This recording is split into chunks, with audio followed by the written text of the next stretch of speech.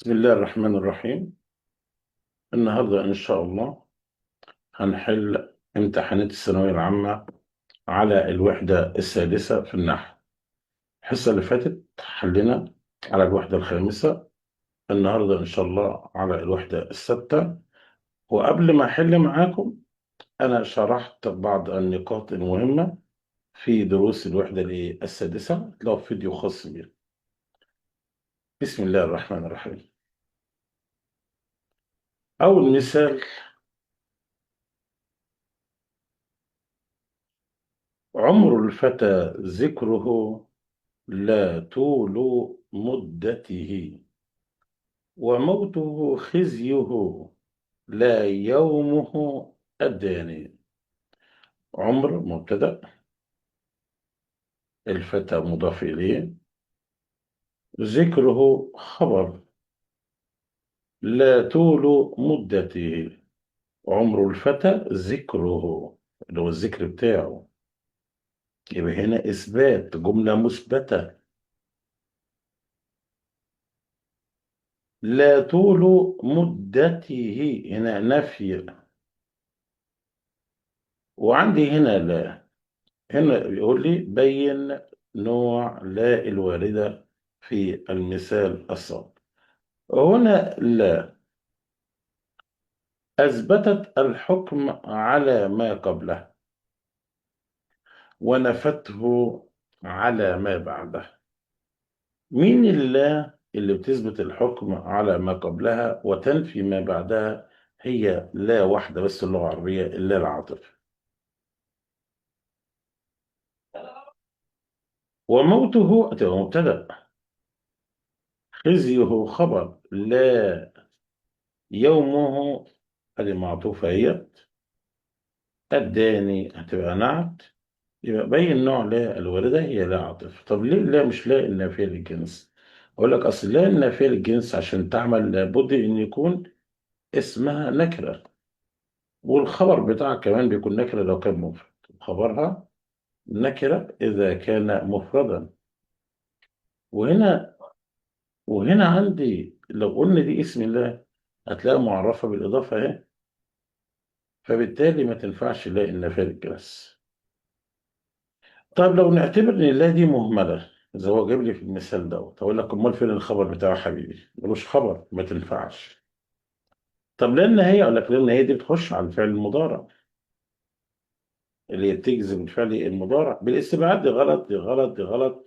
يبقى هي لا عاطفه تثبت الحكم لما قبلها وتنفيه عن ما بعدها.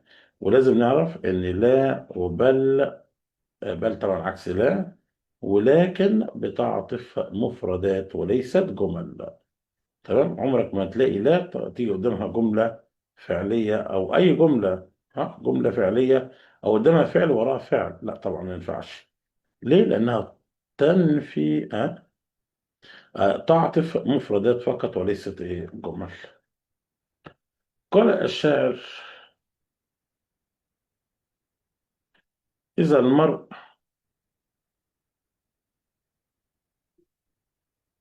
إذا المرء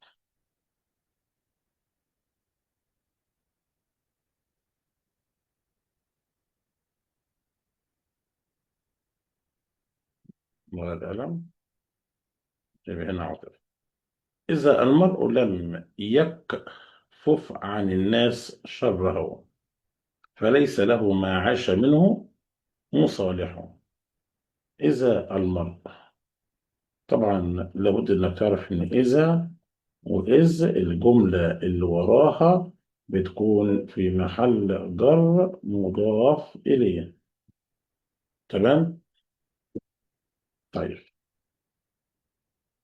طب إذا هنا يا مستر بقى تعرف إيه؟ طبعا ظرف زمان،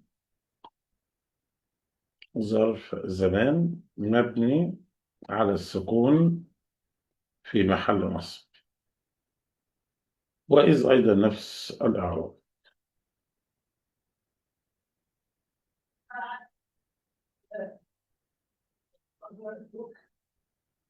إذا المرء، طبعا بعد إذا حاجة من الاتنين، يا يجي وراها فاعل يا نائب فاعل. حسب تقدير الفعل المحذوف. طب الفعل المحذوف ده بنقدره منين؟ من الفعل الموجود في الجملة. أصلها إذا يكفف المرء. يكفف المرء، يبقى المرء دي إيه؟ فاعل. تعرف لو الفعل ده مبني المجهول أقول عليه نائب إيه؟ فاعل. يبقى يحفظ دلوقتي إذا بيجي وراها فاعل أو نائب فاعل حسب الفعل المقدر اللي هو مأخوذ من الفعل إيه؟ اللي في الجملة. إذا المرء أدي فاعل، لم يكفف مضارع مجزوم، وهو شره أدي مفعول به عن الناس، فليس له ما عاش منهم مصالح. مصالح دي هتبقى اسم ليس مؤخر مرفوع، وله دي خبر شبه جملة لمين؟ دي ليس، يبقى دي ليس واسمها الخبر بتاعه. فاضل لي الجملة اللي في النص دي، ما عاش منهم. تعالى كده، ما عاش فليس له الذي عاش منهم ما تنفعش كاسم موصول. أداة شرط مفيش فعل شرط ولا في جواب شرط. نافية للفعل هنا ليست نافية، لا تنفي شيئا. مصدرية الظرفية دي اللي احنا عايزين نفهمها دلوقتي. قال لك ما زائد الفعل لو كانت بمعنى مدة، تمام، أو طول، تمام، أو فترة، تبقى مصدرية ظرفية. تعال نجرب كده. فليس له مدة عيشه منهم مصالح، صح. طول عيشه مصالح، فترة عيشه مصالح. يبقى هنا ما بنعرفها ازاي؟ المصدرية الظرفية بتيجي بمعنى كلمة مدة أو فترة أو طول. هنا إذا المرء نقول إيجاز بحذف الفعل. إيجاز بحذف الفعل. يلا المثال اللي بعديه. الجملة التي وردت بها كم استفهامية. جميل أوي السؤال ده. أنا عندي كم خبرية وعندي كم استفهامية. كم الخبرية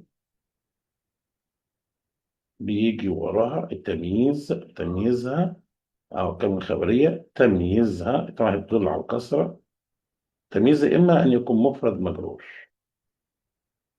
أو جمع مجرور، أو كم يجي وراها كلمة من زائد تمييز بتاعها مفرد مجرور، أو كم زائد من زائد التمييز بتاعها جمع مجرور. اديني مثال.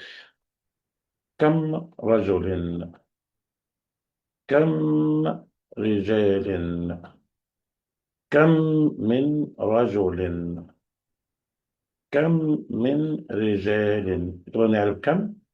كم تعرف مبتدا عشان تبقوا عارفين، ولا أعراب كتير جدا. رجل تمييز مجرور بالإضافة وعلى مجرور كسر. رجال تمييز مجرور بالإضافة وعلى مجرور كسر. رجل تمييز مجرور بمن وعلى مجرور كسر، وكذلك رجال. طيب كم الاستفهامية؟ التمييز اللي بيجي وراها طبعا نحط على التعجب. التمييز وراها بيكون مفرد منصوب. كم رجلا، ونكمل الجملة. طيب حينما تسبق بحرف جر بكم، الله، هي مين كم تسبق بحرف جر؟ هي كم الاستفهامية. بكم في الحالة دي التمييز بتاعها إما أن يكون مفرد منصوب أو جمع، آسف، أو مفرد مجرور. يعني ممكن نقول بكم جنيها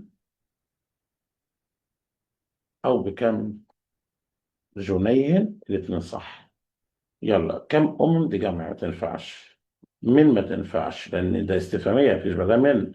جمع ما تنفعش، يبقى مفيش اللي هي قصة تانية. خلاص.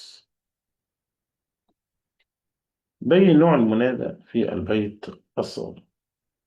يا ساكنين بقلبي لا عدمت لكم معنى لطيفا صرع معناه ضمن دمي.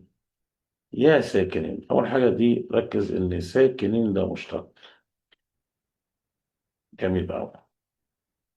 وساكنين جمع والنون بتاعته موجود، الله.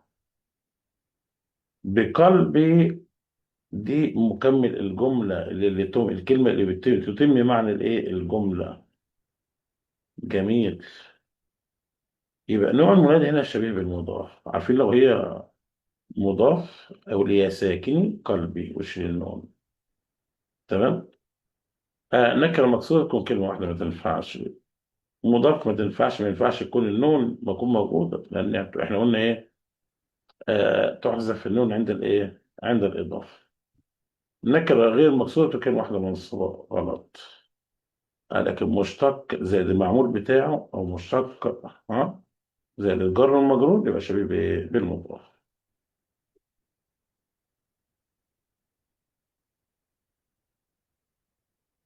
ليس. الماجد اسم ليس، بذي طمع يشير. بذي، شيلها كده الأول. ليس الماجد ذي طمع يشير، يبقى البحر في جر زائد. وذي خبر ليس، مجرور لفظا، منصوب محلا. المهم هو بيقول لي ايه؟ بيقول لي شيل الباء. حلو. وخبر ليس بيكون إيه يا جماعه؟ منصوب. وزي في حالة النصب تبقى إيه؟ طبعا ذو في الرفع ما تنفعش. زود مثنى مرفوع ما تنفعش. ما هي زي هتبقى زي مش هتنفع. هتبقى هي زي. ليه؟ لأن الأسماء الخمسة ترفع بالواو، تنصب بالألف، تجر بالياء، وخبر ليس بيكون منصوب. ما من شيء أثقل من الهم، فادفعه بورك الأمل وبدده بأنوار اليقين. ما من أدي نافية وأدي نكرة. شكرا. شكرا ايه يا عم؟ شكرا ليه؟ من دي حرف جر يا حبيبي، ماله ماله؟ حرف جر زائد زائد زائد. يعني في الحالة دي الشيء مالها مالها اسم مجرور بحرف جر زائد إيه؟ ليه من شيء؟ بتعرب ايه؟ مبتدأ مجرور لفظا مرفوع محلا. وبكده نكون انتهينا من حل الأسئلة امتحانات الثانوية العامة اللي جت على الوحدة السادسة. وفي فيديو إن شاء الله هعرضه بعد دوت لبعض، أو للشرح حروف الجر الزائدة عشان بيكون عليها تركيز أوي في الامتحانات. وطبعا وحرف الجر اللي هو الشبيه بالزائد اللي هو ربع، وواو وربع بالمرة. تمام. ونلقاكم إن شاء الله في المحاضرة الجاية. هنرجع. احنا أخدنا الخمسة وأخدنا الستة. إن شاء الله الحصة الجاية هتبقى ناخد الرابعة. تمام. علشان نكون إيه استكملنا إن شاء الله، أو خلال الأسبوع نكون استكملنا الوحدات إيه كلها. والسلام عليكم ورحمة الله وبركاته.